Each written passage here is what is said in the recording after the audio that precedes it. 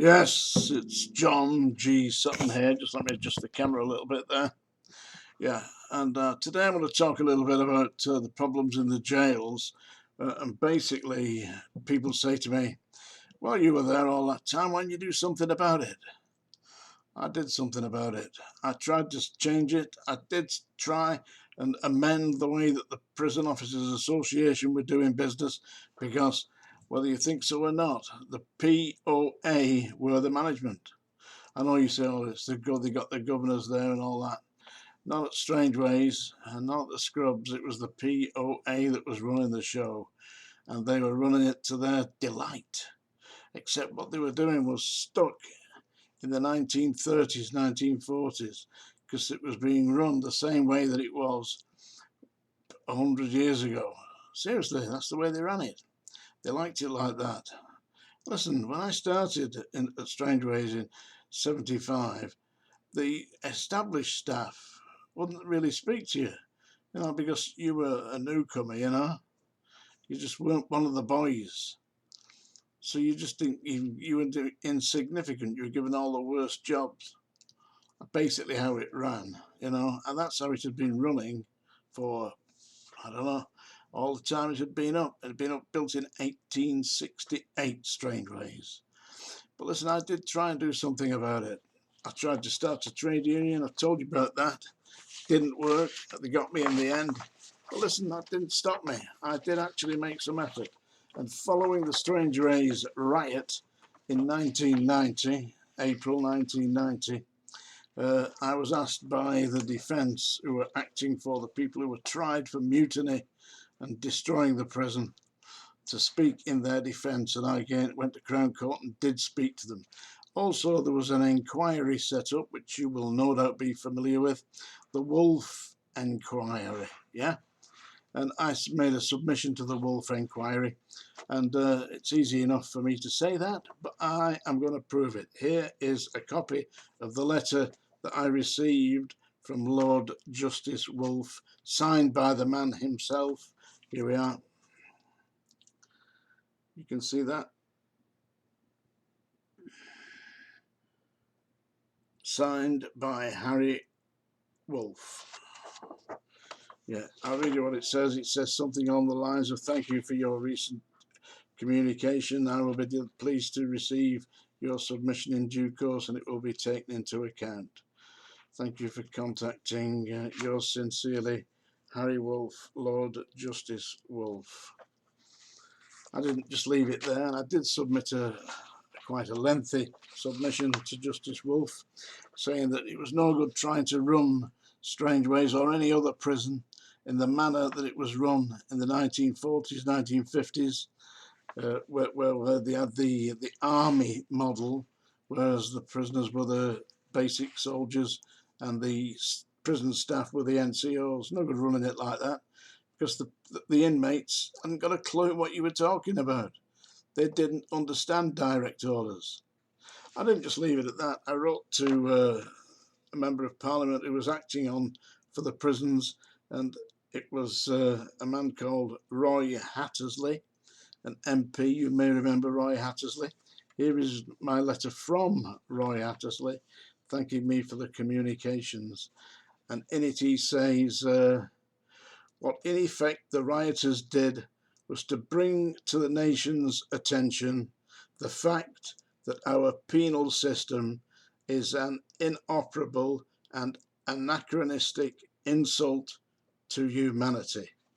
That's what I said to Roy Hattersley, and he replies in his letter to me that the next Labour government, that's the one that went in with Tony Blair, will actually deal with this.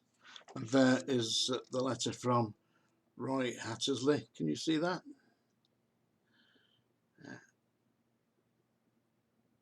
Roy Hattersley MP. So, people who say all I'm doing is talking about this, I ain't just talking about it, I actually did something about it. And I didn't do something about it after I'd left. I did something about it whilst I was there. And in the end, it seemed like there was a price on my head. You know, they'd put a price on my head to get people to attack me, because a number of the prison staff actually did that.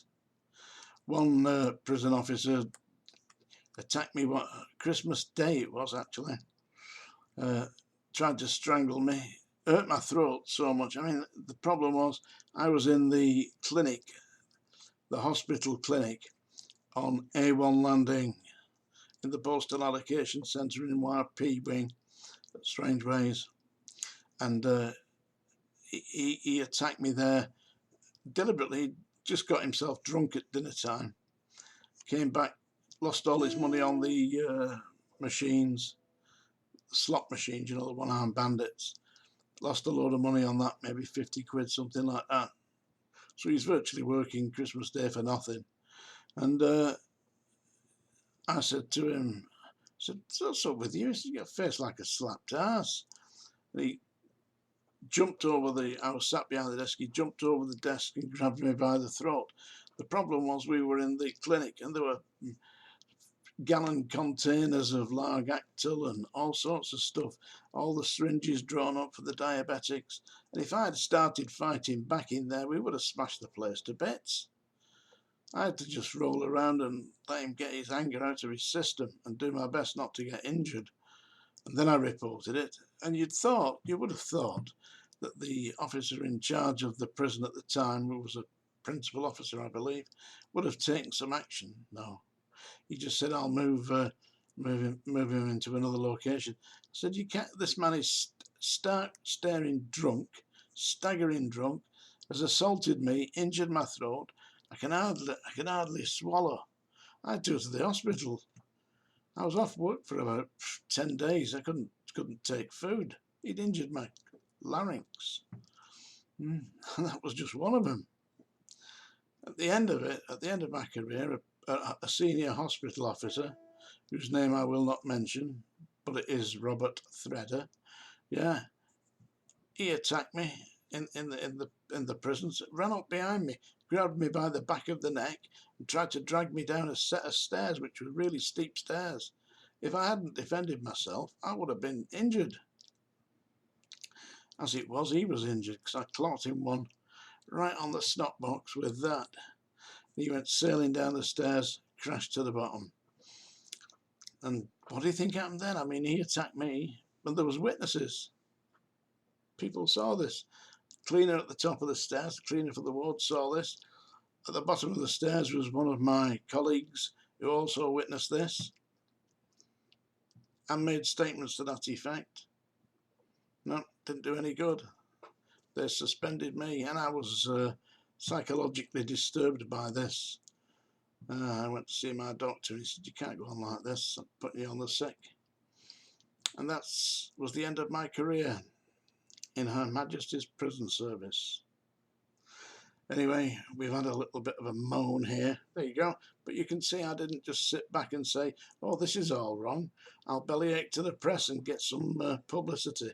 No, I approached the politicians and the Justice Department in the form of Lord Justice Wolfe, and I put my name on it, and I didn't back down from that. I said, this is a disgrace. But as somebody said to me at the time, you're trouble, you. And here we go. It's a nice introduction for today's song, which is another Elvis Presley song from King Creole, which is a great film, by the way. And not many people know this, but it's based on a very good book. I highly recommend it. It's called A Stone for Danny Fisher. That's the book that King Creole is based on. And this is a song from the film. This is Trouble. You're looking for trouble? Right in my face. You're looking for trouble? You come to the right place. I was born standing up and talking back. I had my life in a little shack, but I'm trouble. My middle name is Misery. If you're looking for trouble, well, don't mess around with me.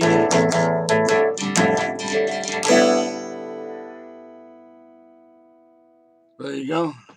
If you're looking for trouble. Tales from the Jails. My name's John G. Sutton. I hope you subscribe. See you soon. Hey, don't forget, Saturday I'm on with Sean Atwood around about 12 noon. Thank you very much.